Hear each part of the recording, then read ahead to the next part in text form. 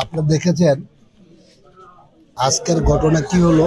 আজকের ঘটনা হলো এটা যে বাংলাদেশে ইতিহাসে শরীয়তপুর তিনের রাজনৈতিক যে মেরুকরণ এখানে হচ্ছে, এটা বাংলাদেশের জাতীয়তাবাদী দলের এবং আমাদের প্রিয় নেতা জনাব তারেক রহমানের প্রতি শরীয়তপুরের মানুষের যে ভালোবাসা এবং আমি তাদের পরিবারের সন্তান হিসেবে আমার প্রতি যে ভালোবাসা, সেই জন্য প্রতিদ্বন্দ্বী দল ছাড়া বাংলাদেশের বৃহৎ যে দুইটি দল, বাংলাদেশ জাতীয়তাবাদী দল এবং বাংলাদেশ আওয়ামী লীগ, সকল নেতৃবৃন্দ ওয়ার্ড থেকে শুরু করে থানা উপজেলার প্রত্যেক নেতৃবৃন্দ এবং আমাদের চেয়ারম্যান বৃন্দ, মেম্বার বৃন্দ সকলে ঐক্যবদ্ধভাবে ধানের শীষের পক্ষে সবাই সমর্থন করে ধানের শীষের পক্ষে কাজ শুরু করেছে।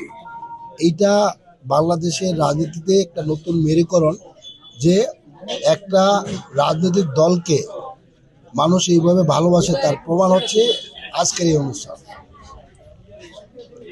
তো তাদের তো দেখলাম তাদের কিছু প্রতিশ্রুতিও ছিল যে তাদের কিছু অসমাপ্ত কাজগুলি সমাপ্ত করার ব্যাপারে শরীয়তপুর ৩ একটা অবহেলিত এলাকা হিসেবে অনেকেই বলেছেন।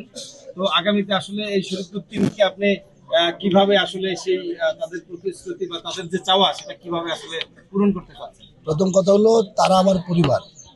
শরীয়তপুরে কোনো আমার কাছে আমার পরিচয় বিএনপি, আমার পরিচয় হচ্ছে বিএনপি, আর শরীয়তপুর হচ্ছে আমার পরিবার।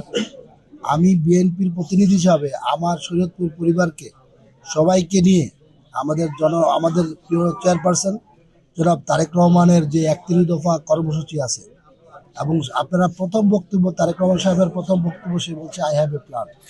সেই প্ল্যানের বিস্তারিতটা, তার ওই প্ল্যানের মধ্যে একটা সুন্দর পরিকল্পনা যেটা শরীয়তপুরকে নিয়ে আছে, সেটা হলো অবহেলিত যে শরীয়তপুর আছে, অবহেলিত শরীয়তপুরকে গর্বিত শরীয়তপুর বাড়ানোর জন্য যেই ধরনের কাজ দরকার সমস্ত কাজ তারেক রহমান সাহেব আমরা অলরেডি সমস্ত কিছু প্ল্যান করে বসে আছি।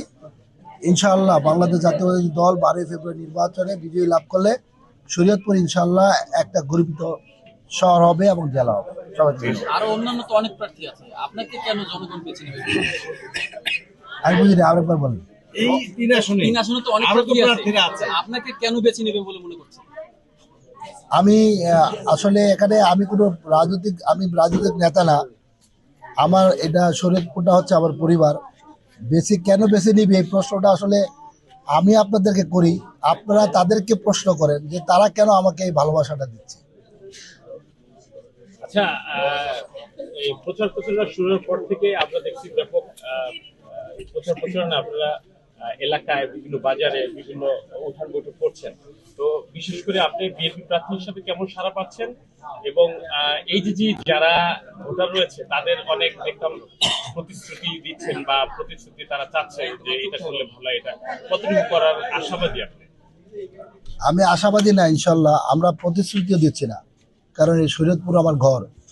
আমি প্রত্যেক দিন আপনাদেরকে বলি এটা আমার বাড়ি, এখানে আমার বাড়ির কাজ আমি করব, এই জন্য কোনো প্রতিশ্রুতির আমরা বাংলাদেশ জাতীয় দল আমাদের প্রিয় নেতা জনাব তারেক রহমান কোনো প্রতিশ্রুতি দিচ্ছে না। আপনারা দেখছেন সে ইনশাল্লাহ বাস্তবায়ন করতে ভালোবাসে এবং পছন্দ করে। আপনারা সেই পরিকল্পনা থেকে এগিয়ে যাচ্ছেন ইনশাল্লাহ। আমি দোয়া করি ইনশাআল্লাহ এবার আপনি যেন করবেন। না, এবার আমি